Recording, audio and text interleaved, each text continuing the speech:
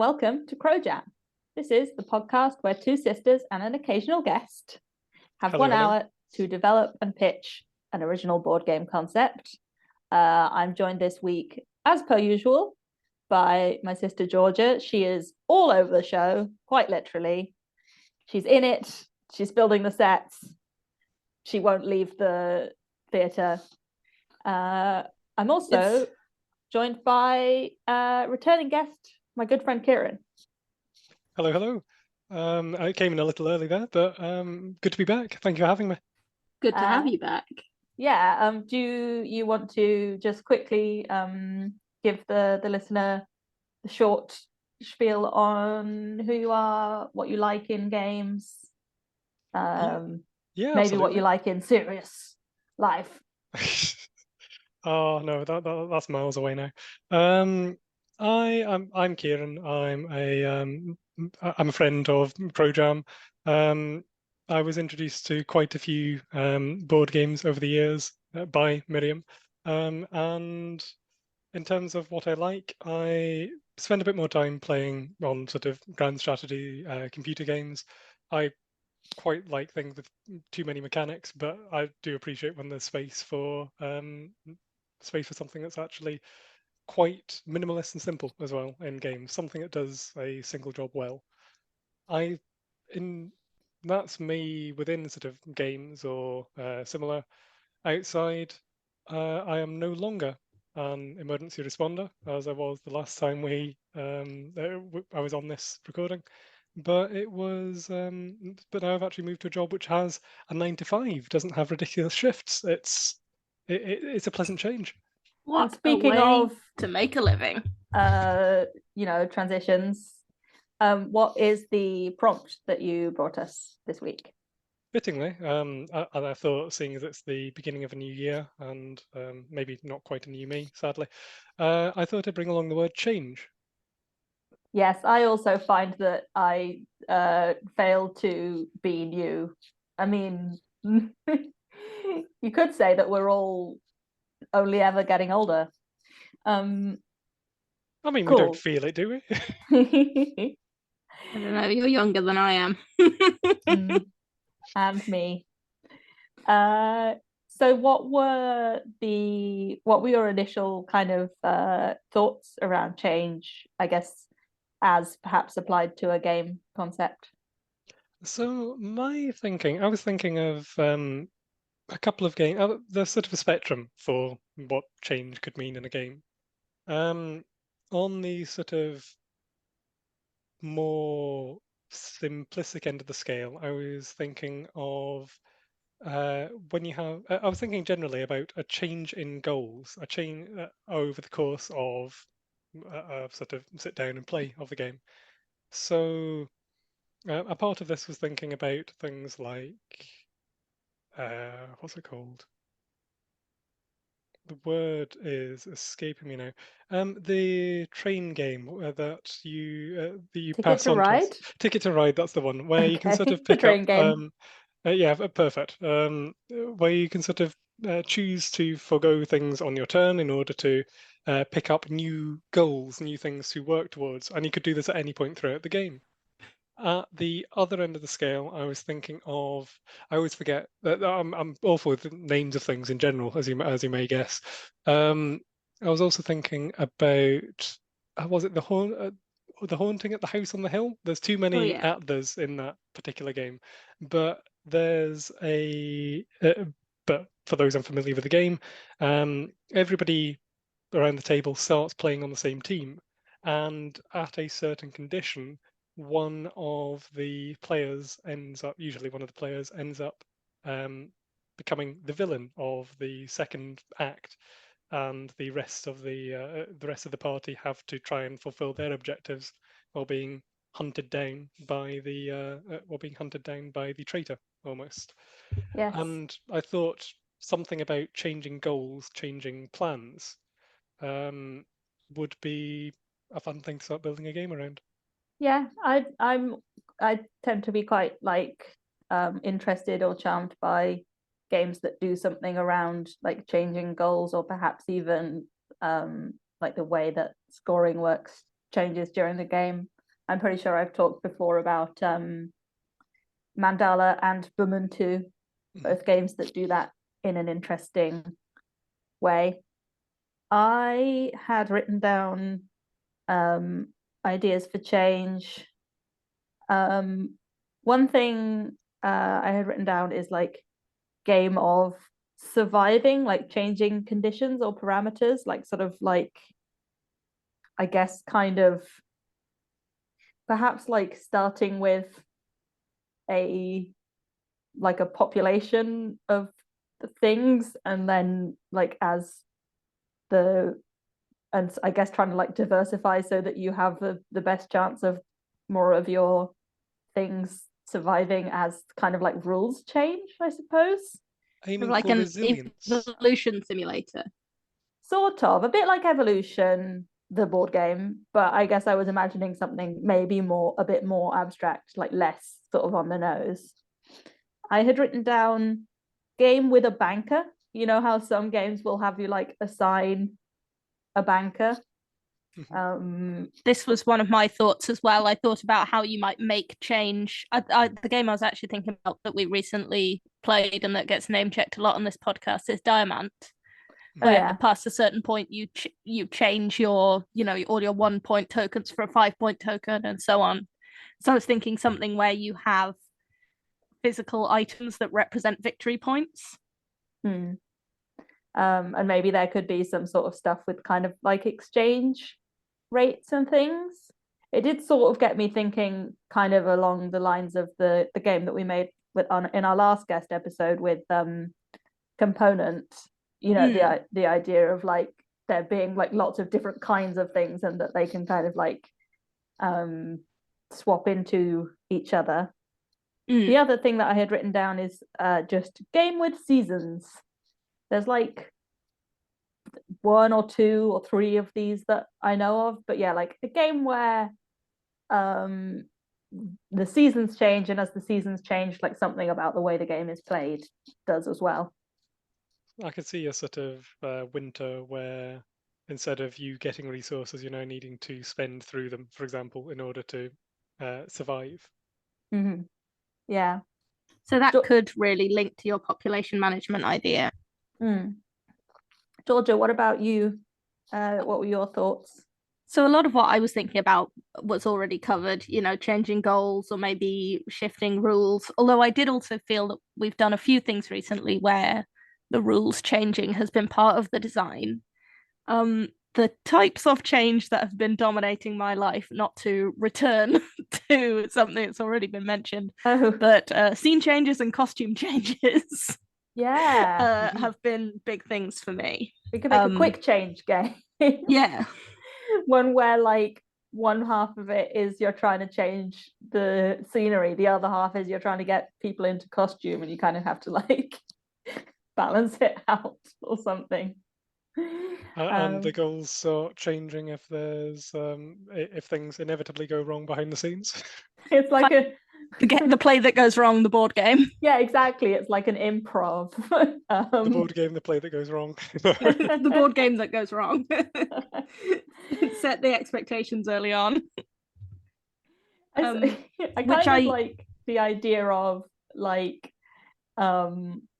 yeah, I mean, if you did do that, I don't know how much of a board game this would be, but it's funny to me just the idea of like even in just a show that goes wrong kind of way, like the people don't quite manage to do their costume change, and then the people who are changing the scenery have to try and like adjust for the new like like genre or setting or whatever. That could be quite fun though. I'm now sort of picturing a game. It doesn't sound like it'd be particularly relaxing, but with some quite short timer that you've got to try and do too many things, and it seems to get faster and faster. Multiple other people trying to do their bits, and it all not quite fitting together. That does sound like a fun, not exactly like a party game, but like a raucous, good number of players kind of thing. I'm imagining like maybe even like a little bit of a 3D board where I don't know, the person whose job it is this turn to get the scenery in place has to, like change the backdrop and bring on some furniture, and yeah.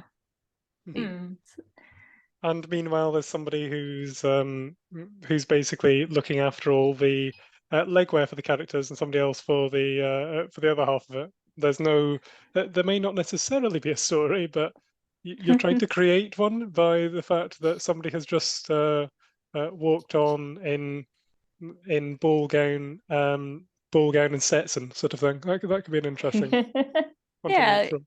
like maybe like sort of thinking thematically, like when you're backstage, there's tons and tons of people whose job it is, even in a tiny little amateur production, there's loads of people whose job it is to like stay on top of everything, so they know what you've got to put on for your next scene, and they're there to help you like put your arms in the jumper or whatever.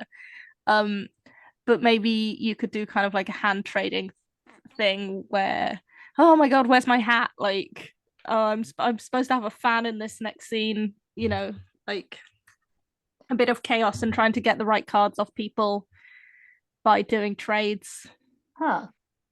Okay, so this That is sounds potentially a cooperative game. A game that I learned and played today, just thinking about sort of mechanics and like maybe how to do this in perhaps a more like unique or interesting way. A game that I played and learned today is The Crew, which is a cooperative trick-taking game. And the idea is that you play trick-taking, but you get a number of goals, and there's a card, like you get a number of tasks, and each person, like going clockwise from the first person, like gets a card from like a smaller deck, which is like, I need to win the trick in which this card is played, and then you need to kind of like work together and use like strategy and communication to make sure that happens. I really like that as an idea, because if you had it sort of like rotating or alternating, so on one round, each round that's played or each hand that's played, a different player is the sort of the director almost, and is looking for a certain set of outcomes. And then like basically I need to win the hat. I could see different almost suits in terms of it being costumes, props, even instruments that are going to be playing for the next bit if it was a musical, say. Sound cues, light cues, like all the things that have to come together.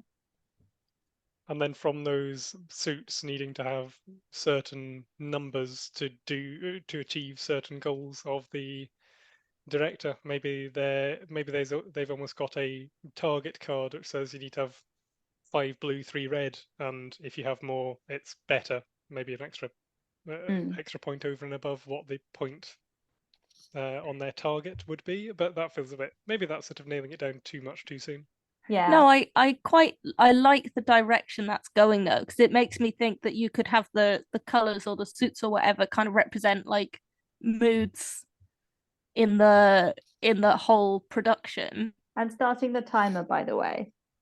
Good stuff. I wonder whether, I don't know, I don't want to like send us too far down the trick taking like alley, in case there might be another way that we would want to play the mechanics. May I quickly confess that I don't really know what trick taking is? Oh, so it's just like whist or another, like hearts, like a game where you win somebody leads with a suit and you win the trick if you play either the highest card of that suit, or if you cannot follow suit, you can play a trump card, and the highest trump card in that trick would win. Okay. So there's like rules about what you can do, and if you can follow suit, you must. And so, yeah. A different trick-taking game, for an example, is another more sort of standard card game, played this with yourself a few times, Ree. Oh yes. An Italian card game by the name of Scopa, which means to sweep. The aim in that is you've got several face-up cards. You have to match the number value of one or multiple face-up cards to one of the cards in your hand at that time.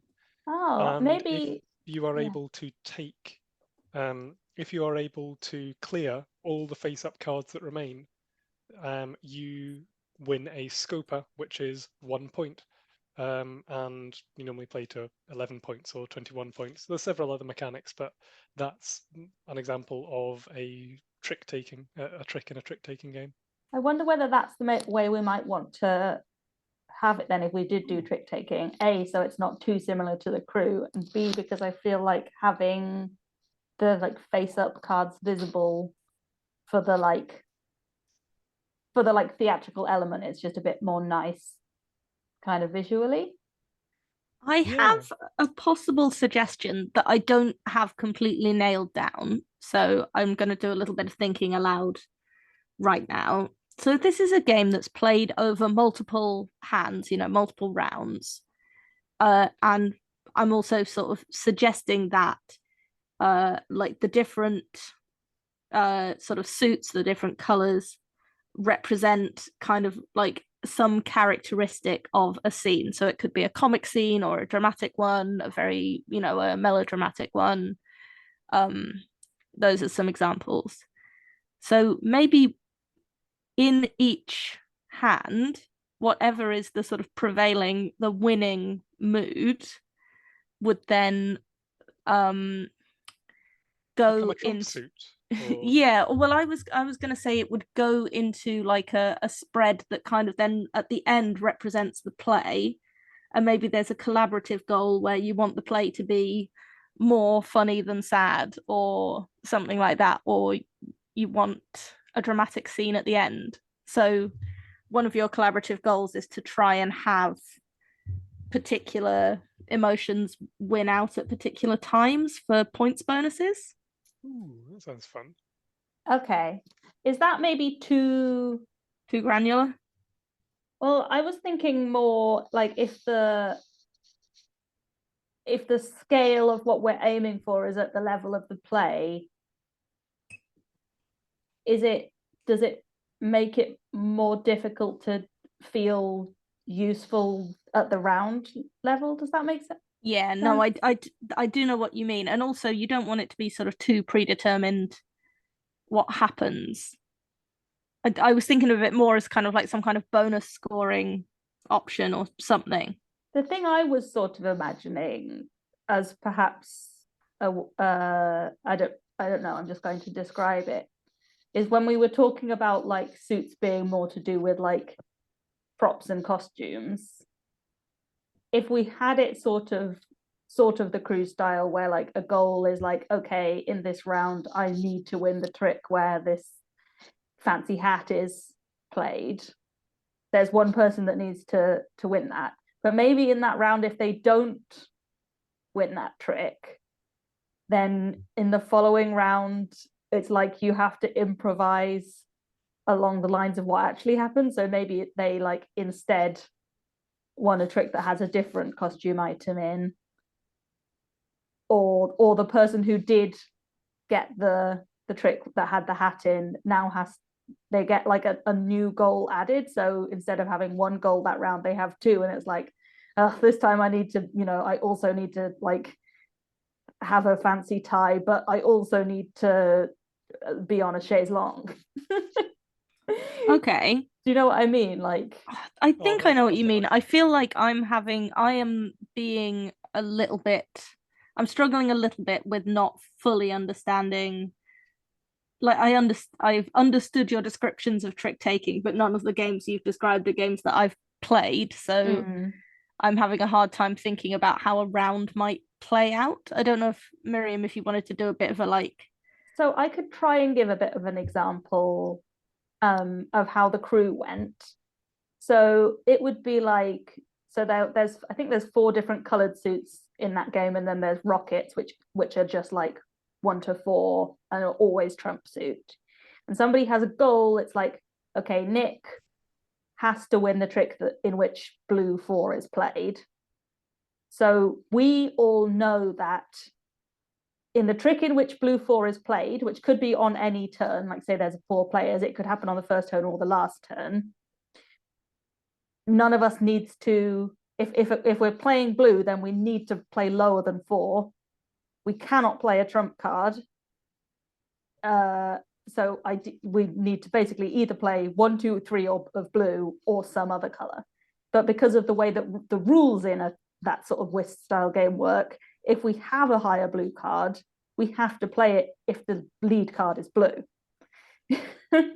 So there's sort of like, I am really bad at this kind of games, and when I play whist with Abby's family, I suck at it. But there's all this kind of knowledge of information about what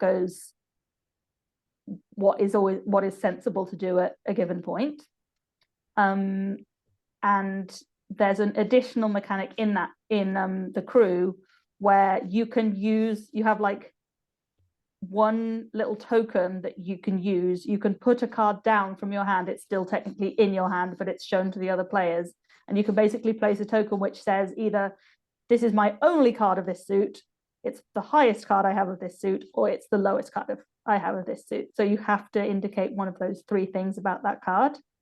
And by looking at that, other people can make decisions about, like, if they're the lead player this round, then whether now is a good time to initiate the hand in which somebody's goal card is. It's honestly more complex than even I have fully grasped. So I don't blame you if it's not making sense.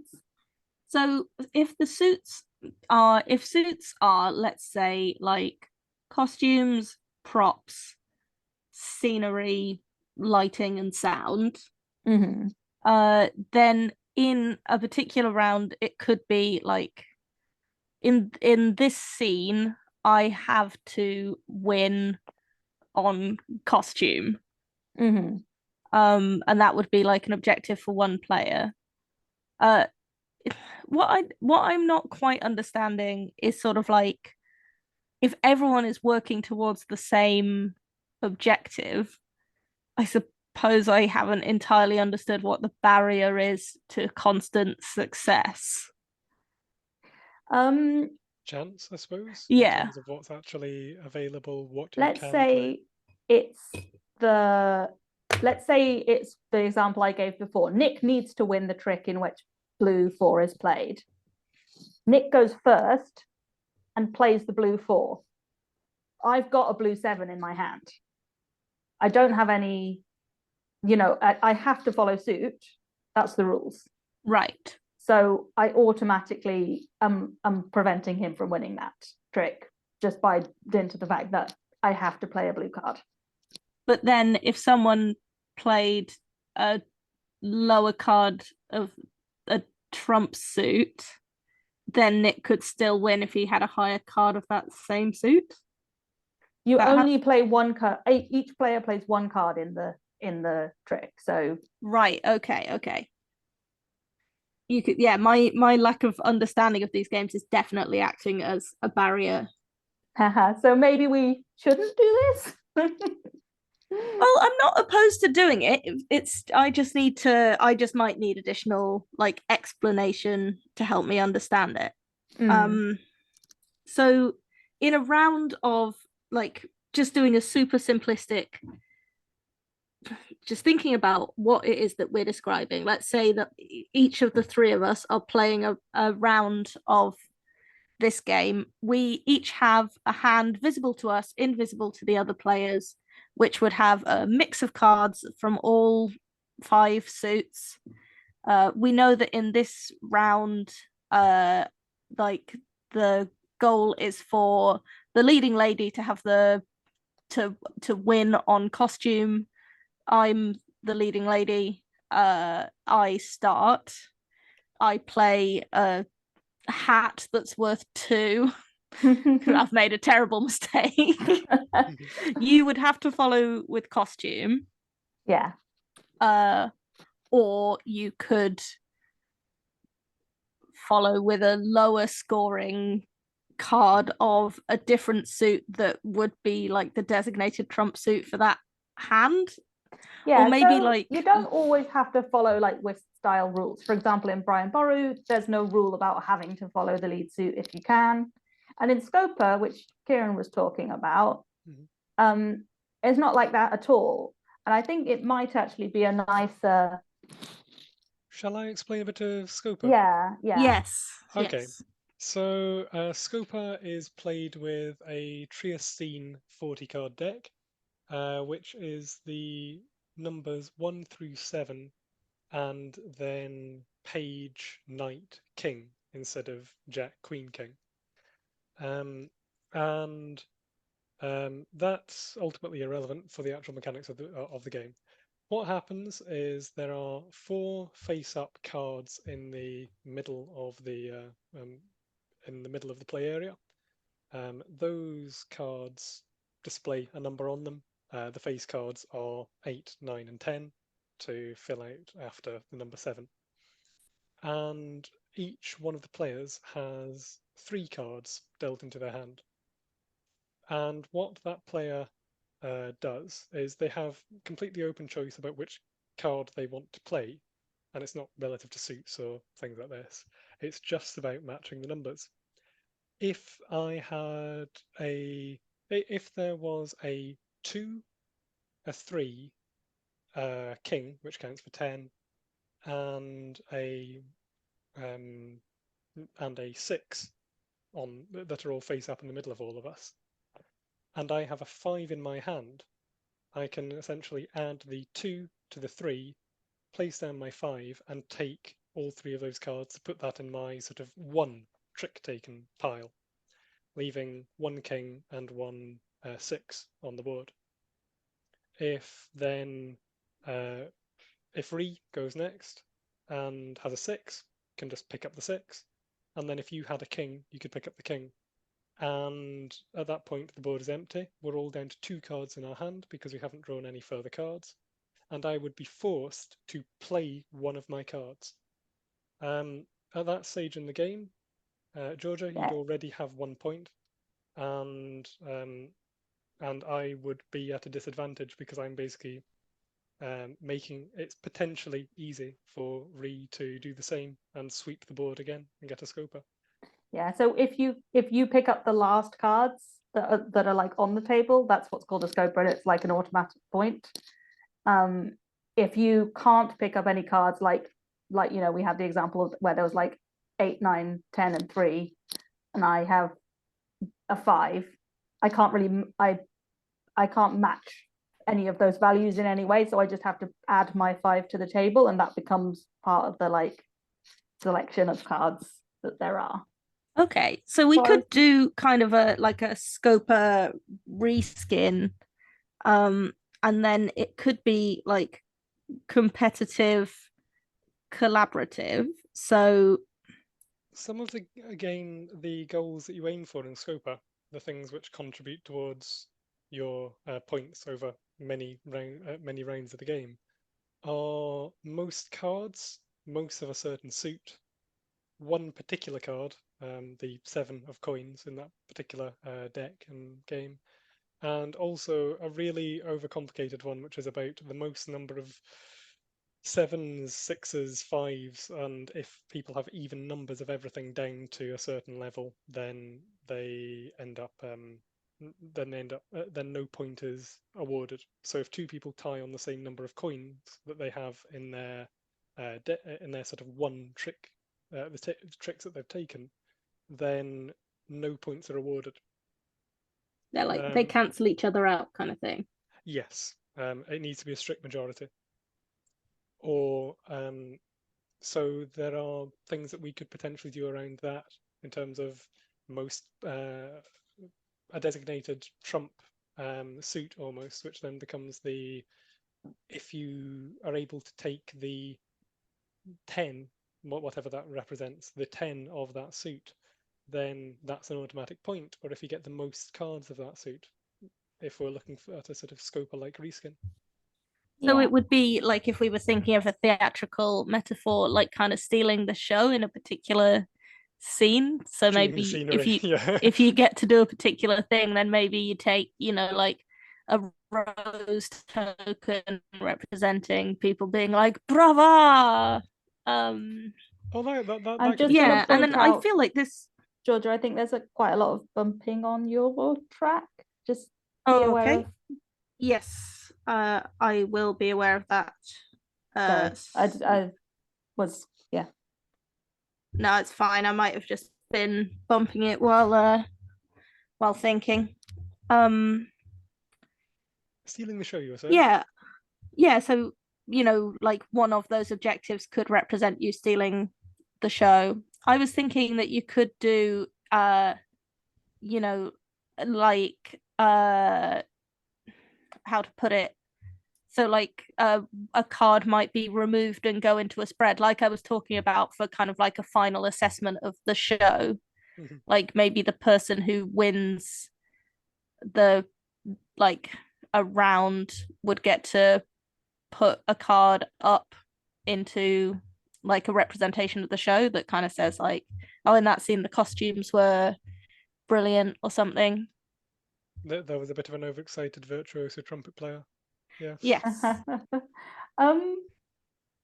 If this was a game about like an improv troupe, then it would, I guess, perhaps be a little bit easier to lean into the kind of like competitive / collaborative element, and it would also be sort of interesting theming wherein I guess like, yeah, if you have sort of like goal cards that are played to the table and you're trying to match them, that sort of represents kind of like rising to the challenge of the improv like prompt or the situation. Yeah, so it'd be like the like audience making it funny kind of thing. Mm. And then that could like lead into the thing you were saying about like cards being displayed as part of as like what took place in the show. And it also means that like perhaps each hand, like the person who, in a lot of trick taking games, like the person who won the last trick is the lead player the next time. In fact, I think that's fairly universal based on what I know. And it could be that player is, they not only lead the trick, but they sort of like lead the kind of like story or scenario, like the card that they won with. It's like, okay, well now we're working with doctor's office, or And that would allow a lot. That could potentially also allow a wider variety of costumes or music yeah or other things as you go along. If it is a bit more bitty, like an improv show is more likely to be. yeah, music could be included as a suit, because that's also like a kind of a common thing at an improv show. Like, I'm just thinking, whose line is it anyway now? Richard Branch on the piano. Yeah. So so if Scopa is normally played with a 40 card deck, does it break anything to make a bigger deck? Say like 5 suits of 10 instead of 4 or something like that. So the way a game is normally played is you normally put down 4, as I say, you start with 4 cards in the middle and then you divvy up the rest of the cards. If you're playing with only 3 people, you end up removing 4 cards from the deck so that there are then exactly 12 rounds before you get through all cards. Because if like 12 times 3 is the remaining 36 cards that you have there. And I think I've done my maths wrong there. Do you remove those cards at random? No, or the way you're meant to play, as we were told by an elderly Italian man when in Italy, was you must remove the 4s because there isn't a 4th player, apparently. To answer your question like more generally though, like I given we don't need to make exactly Scopa, Yes. I think the size of the deck is not gonna, I don't think it's gonna break anything. Like in the crew, it's like numbers 1 to 9 of 4 different suits, and then there's an extra 4 for like trumps. And obviously if you're playing a trick taking game with a 52 deck, like it all works. I don't think it mechanically changes too much. Yeah. It's the way that we're talking about it at the moment, it sounds like it'd be a bit shorter than Scopa as well. Wouldn't necessarily have to play to the end of the deck several times in order to find a winner. Oh yeah. Which is normally how the game goes. It might be because you're shooting for like a goal of points. And if everybody's equally matched, the only thing that ticks along is that one trump card, the 7 of coins. We've never managed to win a game of Scopa with you guys. One day. I think that, honestly, I think the issue is just Abby. She is often the issue when it comes to limited opportunities to win any given game. I don't help. I just I give up on winning and just need to make other people suffer. Mind you, Georgia is also a big problem in this regard. Well, I've never played this game, so I feel I'm being unfairly maligned. I just meant about games in general. You're good at winning them. I don't know if that's true. I think this is a misrepresentation. I think you're good at losing them. Fair, very fair. When I play with other people, I hardly ever win. I'm just pre-programmed to hand you the keys. It's a sibling thing. The benefits of being an only child. The many, many benefits. You just don't play these games if your parents aren't interested. Oh well. So yeah, I guess if I try and describe what I'm imagining, it would be like the players represent, you know, the troop members, and there's perhaps like a certain number of hands in a game, which is a show. So I don't know, say 6 rounds or 6 hands. And are we working together trying to aim for a certain result? So what I was thinking is that it's collaborative in that you're working for, say, a particular type of show. So you're looking for the tableau you create at the end to, I don't know, like score a certain number of points or have a predominant suit or something like that. Mm-hmm. But then there is also an outright winner as well. So like everyone wins because there's a good show, but then someone did the best. I wonder whether it could be, so normally Whist and similar, you're aiming to play the highest card. Perhaps there could be a restriction on, for it to be a good show, you have to, the total number played on the cards has to be less than a certain total or something like this, because then that people have almost opposite incentives. They want to play high for themselves to win, they want to play low so that people so that everybody, so that their win actually counts, so that it's actually a good show, as opposed to them undermining everybody else and nobody having a good time and it all falling apart. I'd say like an individual can't win if the show is a failure. Yes. Like there's nothing about being the best person at a garbage show. Like yeah, that's the sort of thing I was thinking. Yeah, because I do quite like things that blend cooperative with competitive. The goals, the like overall show goals, could be the goals which are related to like the sort of audience prompts or like the aim of the show initially. Like, what did we build this show as? Well, we build it as like horror improv, you know, and or we were given the prompt that it should, you know, take place in a haunted house, and so the kind of like final display of what took place in the show needs to fulfill, yeah, like maybe certain numbers or something related to that. And then the actual trick goals that take place within the hands can be more to do with like sort of just like following the flow of what's happening in the improvised sort of script, if that makes sense. So yeah, here's what I I'm imagining is that there would be a collaborative goal, which would be a single card turned over randomly at the start of the game. That's like, it's kind of like your show flyer. It's like a variety night. And then the objective would be like, you've played 4 rounds and all 4 of the cards in the tableau are of a different suit. Okay, yeah.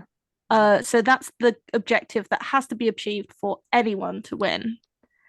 Then for each round that you play, you turn over an audience prompt, which is like a dentist's office, and then the trick has to be one on a scenery card or something, or maybe you know, an there occupation. can be a And bit of I can imagine there being a bit of arguing about what do you mean we can't use the vampire teeth in a dentist's office? It's going to be they're literally teeth. I could see there being argument about that. So yes, what is the individual goal? Like, is it simply be the player who won the most tricks, or is it you have individual goals that relate to particular like cards or I mean, I could see either work, really. It's having it relating to individual cards adds another sort of adds more complication and makes it more sort of variable, I suppose, if that's what we're aiming for. So if it was kind of Scopa style, then it would be that at the beginning of every hand there's, you know, like 2 or 3 or 4 cards which are at the center of the table face up, and which kind of like indicate, you know, if it's kind of pure Scopa rules, then it's like that's what you're going for. That could be the prompt to like from match the audience value wise, and then you can pick those up. So I have maybe sorry, I'm gonna sneeze. Bless you. Thank you. I had a thought, and I don't know if this thought works or not, so I'm just going to say it out loud and see what you guys think. Could different suits, rather than all being numbered 1 to 10, could different suits have slightly different number ranges or number qualities, so that you have to do a little bit more trickery to make it add up? Like, for example, could one of the sets only have even numbers but 2 of everything? So it has 2 2s, 2 4s, 2 6s, 2 8s, 2 10s, and then vice versa for one that only has odd numbers. So you could never win an odd numbered card with only cards of a different suit. Or could you have one set that, like, instead of going from 1 to 10, goes from like 2 to 12, so that you would have to do a bit more work to win the higher pointed thing? I kind of like the idea. I think that the way maths works, and also maths always gets in the way, doesn't it? No, I don't think it gets in the way. Like certainly the way Scopa works is you're only ever playing one card. Like the card that you're using, either you play it because you're unable to pick anything up, or you like show it and then pick up cards.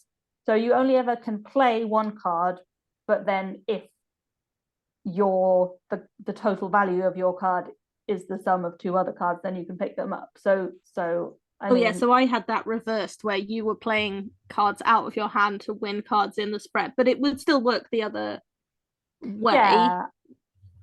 Yeah, I just had that, like, if I have the 4 from the only even suit, then I can pick up a 3 and a 1 from the only odd suit, or 2 2s from the uneven suit, and so on. Yeah, so then if you have like a card from the suit that's quite high scoring, you might be able to pick up 2 high point value cards, or you might be able to pick up 3 cards. Yeah, you can do that in Scopa. And so on. So yeah, I feel like that might help to make the cards distinct beyond like their just their theming, and then that might create opportunities for like different types of decisions. I think that when it comes to what the individual goal is, it probably wants to be something to do with not so much what tricks you win as, or how many tricks you win, as like what cards you pick up. Like have 1/3 of your hand rounded down be this particular suit, which is something you can try and aim for, but chance can sort of take it away from you a bit. Yeah. This is we've really led ourselves down quite a tricky mechanical. Can I do a time check as well? We're at 27 minutes left. So there's some things I want to cover and there's some things I don't want to get too bogged down in. I'm quite happy to say that this is kind of like an advanced reskin of Scopa at its core, and not get too much into the mechanics of how that plays. So it's kind of like, because you know there are games that are just like that. There's a game that was like Hungry published. Monkey. Yeah, Hungry Monkey. That's what I was going to say. That is just shithead. Just with like animals on the cards instead. So I don't see anything wrong with doing something with that at its core, and then making adjustments. So possibly changing the number of suits, possibly making, you know, we're not going to balance it live on this podcast, but like doing things to balance the numbering on the suits so that they're all a bit distinct, and you have to do slightly different combos to make it work. Then you have individual. Yeah, go ahead, Kieran. I was going to say, this may be throwing too much into the rest of it, but maybe at the beginning of each round scene, whatever we're thematically approaching it as, there could be a rule brought into play for that round. So, for example, you and the person you're sat beside, the person to your left, you can combine values on your cards to pick up something on a sort of shared turn. Or essentially, instead of picking up with one card, you're picking up with 2. Having that sort of collaborative bit, if it was a duo bit. Or maybe I really like that thematically for bringing us back to change and for making it feel a bit more improv. You know, like you might have had an idea of what you were going to do, and then a card turns over and it says like, oh, for this one you're teamed up with the person opposite you, or you know, other things that might change. For this one, every green card has a value of 10 or has a value of 6. Doesn't count for totaling up points, totaling up value at the end of the game, say. But for this particular round, remember that. And it could create scenarios where hands you previously thought you'd want to win, you want to lose. Like you lose 2 points for every green card in your hand at the end of the round, or the winner of this trick has to discard everything that they win in this trick instead of keeping it, so then it doesn't contribute to your goal. So then everyone's battling to like to lose it instead of win it. Yeah, and I think that in terms of collecting, of like having winners or like people having success, maybe we can do something a bit love letter style, where there's just like cubes representing kind of hands won, and the winning a hand would not be about like collecting the most tricks, although maybe, or like they're in the same way as Scopa, there could be sort of multiple ways of accruing points. Like one is to do with having the most tricks, but one's to do with like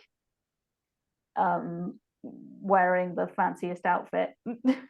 You know, like So- I guess like in the cards that you've collected, have you got a hat, a boot, and a tabard? So that was kind of what I was thinking, is that like I appreciate this is adding a lot of complexity, but here are the different types of goal and the different types of scoring I was imagining there being. So overarching everything, there's what I'm thinking of as the show goal, which is like some kind of pattern or result that is made using one winning card. So let's imagine there's 4 rounds representing 4 scenes. When you win, you have to commit one of the cards that you won to this tableau of 4 cards, and that tableau has to achieve some kind of randomly determined goal. It could be a color combination, a pattern, a score. If it fails to achieve that, then no one wins. So the collaborative objective is to do the best you can to achieve that show goal. Mm-hmm. Then there are individual goals. Now, I think you might take a cube when you win a trick, and you might also have what I would think of as a character goal. So, like if your character is the prima donna or the comic relief or whatever, like there's one type of thing you're always wanting to do that lets you take another cube if you do it. Right. And maybe you get to take it whether you win the trick or not. So, like, best case scenario, at the end of a trick, you've achieved your public objective and you've won. So you get 2 cubes, but you could have lost and achieved your objective. So you take 1. Mm-hmm. And then we might get this new rule that's turned over for every scene that's like the audience prompt that could be really simple or could be more complicated. And that might sometimes also involve people winning extra cubes, but not always. Yeah.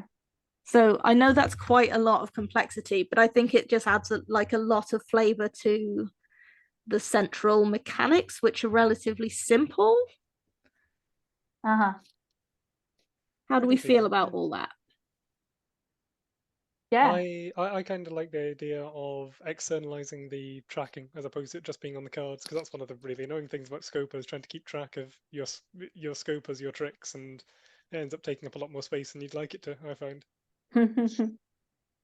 So being able to take a cube when you win a trick, that would then also, there's no need to ever play all the way through the deck then, so the deck could be arbitrarily large or arbitrarily small, I suppose, like because you could just reshuffle at any time.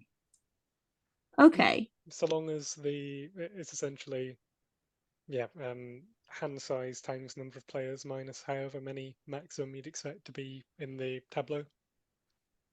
Yeah, which is a relatively simple equation. I like this. Should we think about the look and feel and things like that? Yeah, that's what I was about to suggest. Can do. It's probably about 22 minutes or so left. Or should I not ask? I guess the thing that I'm definitely thinking is that each card has an illustration, so it's like it will have a value, and on that card there's a different thing. And I suppose that to some extent that means that we're kind of like assigning values to different types of costume or scenery, and maybe we don't. Like, I think that can be pure flavor though, can't it? It doesn't have to be like a pair of pants is better than a hat. It's just, to make it feel, to if let I it create had to go without stories. one, I would choose the hat. To go without for kind of, yeah, okay. So that's I'm definitely imagining that, and I suppose I'm imagining sort of a style. It may be too much to add to it, but I'm always imagining a card which has a number in opposite corners, a picture of a tree for scenery, say, And maybe this is, again, too much to add to it, but I remember, George, when you were talking about moods earlier on, maybe there'd be a little graphic in the side that would be the sort of comedy smiling face, or the or a frowning face, or I don't quite know how to do a sort of, I can't think of an icon for melodrama at the moment. Maybe there could be almost like an extra tone sort of pictogram in one corner that sort of sticks out a bit. Instead of it being in full color, it's in black and white in a different corner, which is then actually, yeah, a bit like what you're drawing there, which then ends up contributing to the overall tone of what that scene or what that tableau ends up looking like. Yeah, those could be like not necessarily relevant for the, you know, the trick taking mechanics, but could have to do with goals. So, you know, if you're the tragic heroine, then, you know, tragic cards could be part of your private or part of your personal goal, or something like that. Yeah. I guess what kind of illustration style are you imagining? I feel like I've got sort of a picture in my head, but I can't really describe it. Can you describe it through interpretive dance? It's sort of like fairly detailed, but not to go so far as to be like realistic. It's still like line art, kind of like Tintin level sort of costume, you know. So it's cartoon, but it's not like overly simplistic, and has like nice vivid colors and stuff. Yeah, I was picturing sort of not quite drama in the pictures, but I think it's because I'm a trumpet player. But I'm sort of picturing a trumpet not just side on, but almost looking like it's 3/4 playing towards you. It's sort of almost not fully foreshortened, but a bit more. It looks like it's actually being played towards a crowd, a bit cartoonish, but again, recognizably a trumpet, as opposed to something that used to wind me up when I was younger was cartoons where there was presumably a length of pipe that connected two things that isn't actually shown, and that really wound me up at times. It was wrong, but something that sort of. You're about to get annoyed at George's not completely 100% accurate depiction of a trumpet. That's the sort of thing I was. That's the sort of thing I was thinking. Like it's recognizably a trumpet, and it's actually, and it's got sort of vibrance to it, a sort of gold on a dark green background, or something like this. They've got a thing that's in a display case on, I think it's the top floor of Affleck's at the moment, that's like an outfit that a drag queen wore on Drag Race, and it's got like literally two like plastic model trumpets like attached to the tits essentially. And when we went there, Abby was like, oh, these trumpets, they're so anatomically incorrect. They're not even proper, not even proper pea bones. There's a bit on the inside that's like not even connected. You can see the molding. There's too many valves. The valves would not move. Yeah. Also, is recognizably a trumpet something you're picturing being on the yes, picturing being on the card now as well? Recognizably a trumpet, raves Kieran. Recognizably a trumpet is the name of the show. It's kind of like a Recognizably a trumpet is the name of my ska band. Oh yeah. Okay, so I think the final thing for us to consider is a game name. Yeah. Damn, I burnt recognizably a trumpet too soon. Quick change. Trick change. Trick change is good. Trick prop, you know, like a trick knife, or yeah, like a trick door or something. You can have trick things in Yeah. Gimmick is another word for that. I'm trying to think of awful puns like the proper way to do an improv show or something like this. Improp.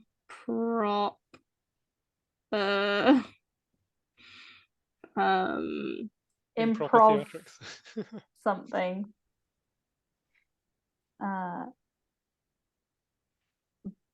Maybe it's just growing up around Edinburgh as well, but I'm just I feel like I'm getting more flashbacks to how busy it gets around the Fringe and all the improv shows.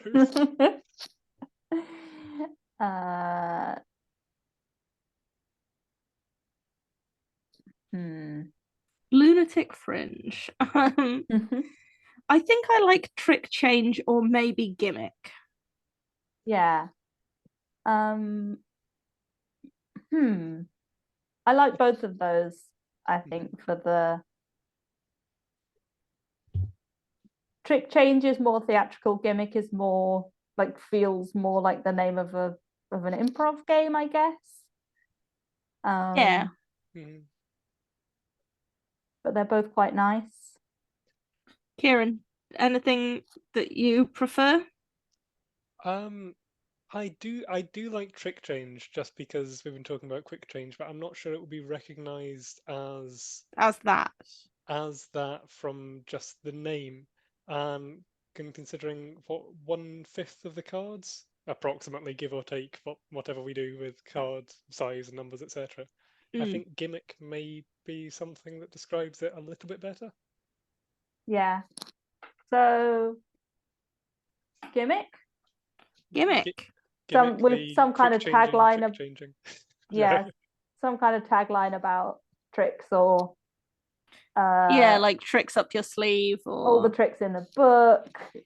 An improv game with all the with as many tricks up your sleeve as you can fit. Yeah. Too many words, but yeah. Yes. Okay. Nice. Well, 10 minutes to go. Quick recap.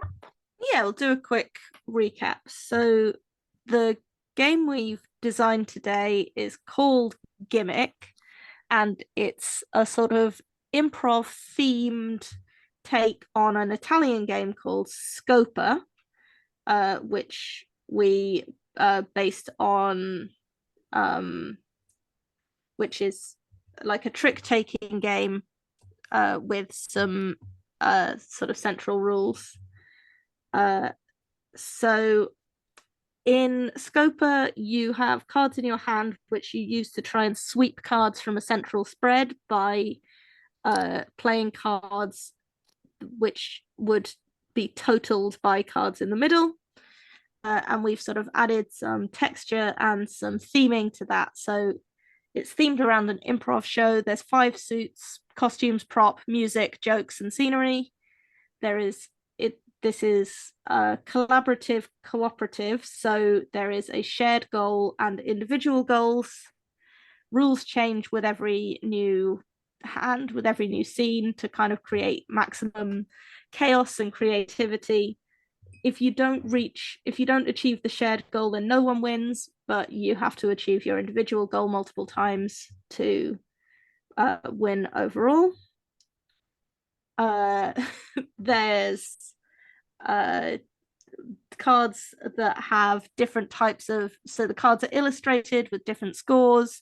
We think that different suits might have slightly different card values to create sort of more interesting mathematical decisions. And yeah, we ended up naming it Gimmick to reflect that it's kind of about tricks and trickiness. Yeah, is there anything I missed? I think only the mention of cubes as a way of keeping track of scoring, but yeah, when you win a trick or achieve your individual goal, you can take cubes, so that makes it a bit easier to see who is the overall winner. All right. Well, I think this has been a really interesting episode of Crow Jam. Kieran, thank you for joining us. Thank you very much for having me back. Yeah, it was great to have you. Kieran's lovely voice can also be heard on the Unfinished Business episode from 2022, where we made a sort of a highly theatrical impractical game, like a ghost communication game. And that was a lot of fun. And this was a lot of fun. Thank you, Kieran, for joining. Thanks, Georgia, for coming along. Thank you, our one listener, who I think honestly might be present on the call. I'm working my way through the back catalogue, okay? And as should any other listener who's listening to this episode, listen to the others as well. They're good. And join us next time for more Crow Jam. Good. Caw.